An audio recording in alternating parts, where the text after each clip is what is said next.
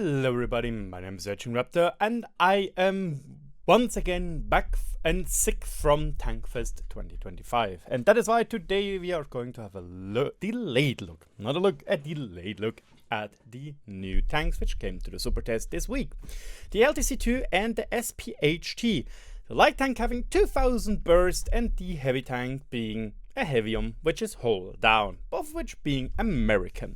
So let's just jump right in with the LTC II. And once again, actually, it is not as fake as you might think. It was a concept, and it was a concept for an amphibious tank. And it was a concept too. Apparently there were two other concepts as well, because there were in total 3.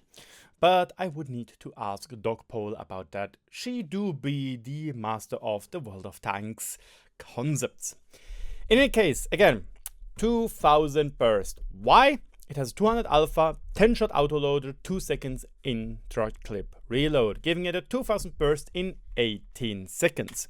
To compare it, I've decided to go with the Youuuu with the AMX 1390 and the Shelma.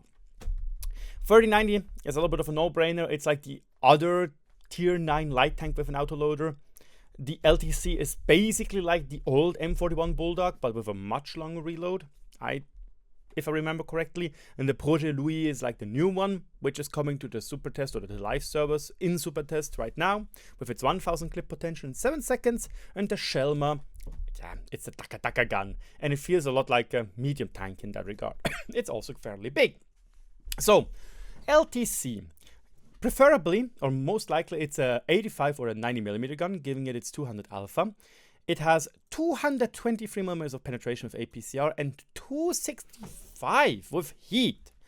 That is pretty darn good. As you can see, it surpasses all the other standard ammo by at least or almost 20mm, while others even 30mm. That is really good. And the heat penetration is also really good. You have 40 seconds reload, 2 seconds interclip, excuse me, again, I'm sick, and 10 pieces in your autoloader, giving you a burst of 2000 in 18 seconds and a DPM of around 2060, or basically 1 clip a minute. And you have 60 shells in total, giving you 6 clips in total, meaning that you, only have 6 minutes of shooting in a 15-minute long game. Could be interesting. And already about this, you might say, oh my god, it can literally one clip several tier 10 mediums without HP boost. Broken, insane. On one hand, I do believe it's a little bit of a catchy, clickbaity thing to say, oh my god, insane has 2000 damage. Might have done that as well. The thing is though, 18 seconds, that's an eternity in World of Tanks terms. Because if you go into an engagement with, let's say, a heavy tank which has 10 second reload time and does 450 alpha. You get into the engagement with him and he deals you a shot and you start clipping him. 10 seconds later, he shoots you again, so you already received 900 damage. And like, And then, after you clipped him for 2000, but it's a tier 10 heavy tank, so it has enough HP to survive, he shoots you again, giving you 1350 damage, which almost kills you because you have 1500 hit points. So even though on paper it looks bonkers, I can already assure you that I believe, while it can be very toxic, this tank, it will be insanely hard to play well. Where, like, for example, with the Shelma, it's a little bit the same, where you need to have a very good opportunity to open up, but then you are fairly quickly done with it. With the 1390, it's the same, but you don't lead that much longer. 7 seconds. With the Shelma, it's probably also so you don't get the massive bloom. So that is fine. But here, 18 seconds, that is long. And it's not an auto reloader, it's just an autoloader, meaning that, yeah, you will have to then decide, oh, I shot now 5 rounds, which is 1000 damage. Do I reload for 40 seconds? Well, accuracy-wise, it's pretty good. 0.37 compared to the 3 we have here. It has 2 seconds aim time, which means that you have to give it a little bit more time if you are on distance while taka-takaing, but in short spaces, that's not a big problem. And has 2 seconds aim time. Again, it's the same as the Selma. It's the 1390 is much worse, and the Youuuu is better, but it has 1 second in the clip. And 10 degrees of typical American gun depression. Mobility-wise, that one, I believe, will be the nerfing factor. Yes, it is a big tank, but look at it. 65 kph top speed, 24 in reverse, 35 HP per ton ratio. That is in total better than the Projet Louis, Shelma, and AMX 3090, because the Projet Louis is equally fast, but it's slow in reverse and has worse HP per ton ratio. 3090, slower, slower, worse. Much slower, slower, worse. So yeah, I don't know, that probably will be the balancing factor on this thing, where they're going to nerf the mobility, because it looks really, really, really good. And especially with such a high potential where you can move around, it could be very dangerous in the hands of a good player. So why did I say it's big?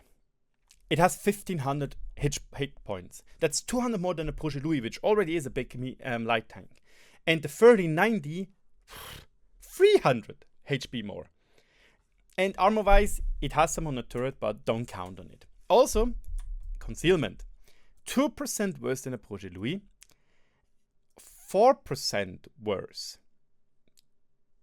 Almost. Yeah, almost. My brain is not braining at the moment than the 1319, the Shelma. And they're known for not having good camo. So yeah, it's not going to be a good scout. It's literally like the Selma, basically, where it's a fighting scout. Or a little bit like a T-49, where you really want to bombard somebody with the big gun if you really are liking that. It has 400 meters of view range, so it will kind of compensate for its very poor view range. But yeah. Do you see where I'm going with this tank? It's basically a medium tank shoehorned into the light tank role. Now is the question though, wouldn't it be better to make it a medium tank then? Because light tanks, let's put it that way, a good played medium tank has impact on most maps, or almost all the maps. A good played light tank has also impact on most maps, but has an insane impact on open maps. Meaning that when you have like two light tanks on a Prok or Malinovka and both of them suck, done deal. And now the enemy team has like a 1390, and let's say a G-Zor, and your team has a Shelma, because it's also an autoloader tank, so it is compared to the 1390. Okay, it's a bad example, but whatever. And the LTC II. So you have two fighting scouts versus one fighting scout and one passive scout. Oh boy, that's not gonna go well. But let me know in the comment section below what you think. So, on the other hand, we have the SPHT, which is the super heavy tank. I don't know, 400 alpha, pretty good penetration, decent DPM, decent mobility, so it's a heavium. I've decided to compare it to the M103, the A-Phase 1, and the Cockwearer, because all of these tanks are currently available to you, with the A-Phase 1 being still insanely strong. 400 alpha, 270 pen, 330 with heat, which is very nice, and 2500 DPM. 0.8 degrees of gun depression, which is doable, but it's not as good as the A-Phase 1 and Conk. 0.35 accuracy, that's pretty good. And 2 seconds aim time, that's also pretty good.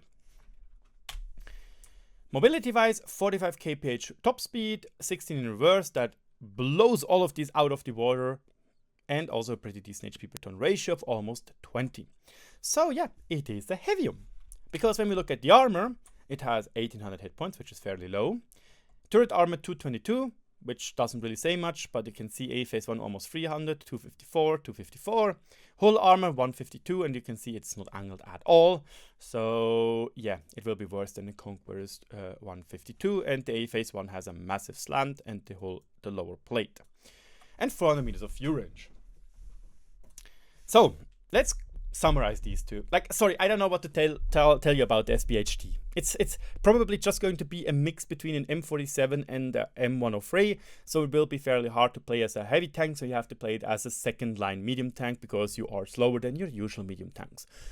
But there it should be pretty decent because it has good gun handling, it has good pen, it has good DPM. So could be interesting, but again, this kind of opens up to another little bit of a controversial take, is like the LTC is another gimmick, you know. Oh my god, 2000 damage in a clip in 18 seconds. Oh my god, it can clip tier 9, tier 10 medium tanks. Pew. The SPHT is just your run-of-a-mill Hulldown heavy tank, which is like, you know. It does have a massive cupola, so Is the rest of the turret good? I don't know. So it's a little bit boring or bland even. So, I think this is the problem with World of Tanks at the moment a little bit, where it feels like good or reliable tanks, I'll put it that way. Reliable tanks feel boring because they don't have a gimmick. But if you introduce even more gimmicks, the game will have an insane feature creep, which is also kind of boring. It's like another World of Warships moment.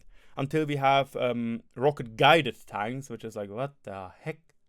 So yeah, it's a controversial take we might need to develop further in another video.